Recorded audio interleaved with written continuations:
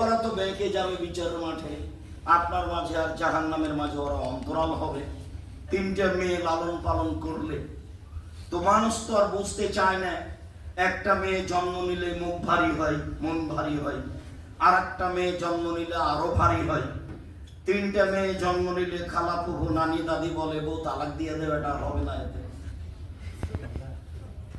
তো মানুষের তো এটা স্বভাব গতি। এখন রাসূল সাল্লাল্লাহু আলাইহি সাল্লাম সব নীতিকে উল্টে দিয়ে বলছেন যে শোনো, তিনটা মেয়ে যদি কেউ লালন পালন করে তাহলে তার মাঝে আর জাহান্নামের মাঝে থাকে অন্তরাল হয়ে মেয়েরা, যে আমার আব্বাকে আগে জান্নাতে দেন তারপরে কোনো কথা।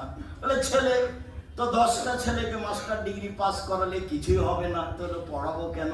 বলে জন্ম দিয়েছি এই জন্য। এই দেখেন 7 বছর বয়সে বাপ ছেলে মেয়েকে আদেশ করবে সালাত আদায় করতে। আদেশ, মুরু আওলাদাকুম বিসসালাত, পৃথিবীর মানুষ তোমরা তোমাদের ছেলে মেয়েকে 7 বছর বয়সে সালাতের জন্য আদেশ করো। ওয়াদরিবুহুম আলাইহা আবনা 10 সিনা, পিটিয়ে সালাত আদায় করা 10 বছর বয়সে আদেশ, পিটানো। মার রাসূলের মুখ থেকে আছে, আল্লাহ রাসূল বললেন যে স্ত্রীকে খাওয়াবা যে মানে তুমি খাও, স্ত্রীকে পড়াবা যে মানে তুমি পড়ো, স্ত্রীকে কটু কথা বলো না। তার উপরে আবার বলছেন যে মুখের উপরে মারো না, যদি কোনো সময় মারাও লাগে আদর করতে হবে, এই কথাই ঠিক। যাকে কটু কথা বলতে নিষেধ করা হলো, পরের বাক্যে আবার বলছেন যে মারলে মুখের উপরে মারো না,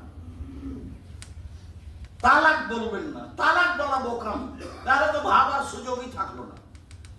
আর এক বৈঠকে 3 তালাক দিয়েছেন, তখন মৌলানা সাহেব বলেছে যে 1 রাতের জন্য বিবাদ হবে, বেকায়দা হয়ে গেল।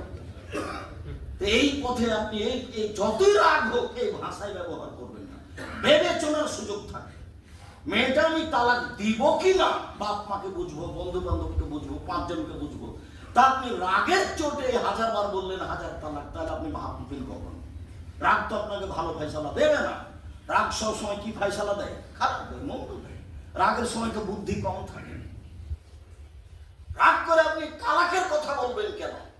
যদি মারাই লাগে তো আল্লাহর নবী এত বড় ভদ্র, পৃথিবীতে সবচেয়ে ভদ্র মানুষ আর সবচেয়ে দামি মানুষ, জান্নাতের গেটে লেখা আছে যে সর্বপ্রথমে যিনি জান্নাতে প্রবেশ করবেন তিনি হচ্ছেন মুহাম্মদ সাল্লাল্লাহু আলাইহি ওয়াসাল্লাম। এত বড় দামি মানুষ বলছেন মারা লাগলে মুখের উপরে মারো না।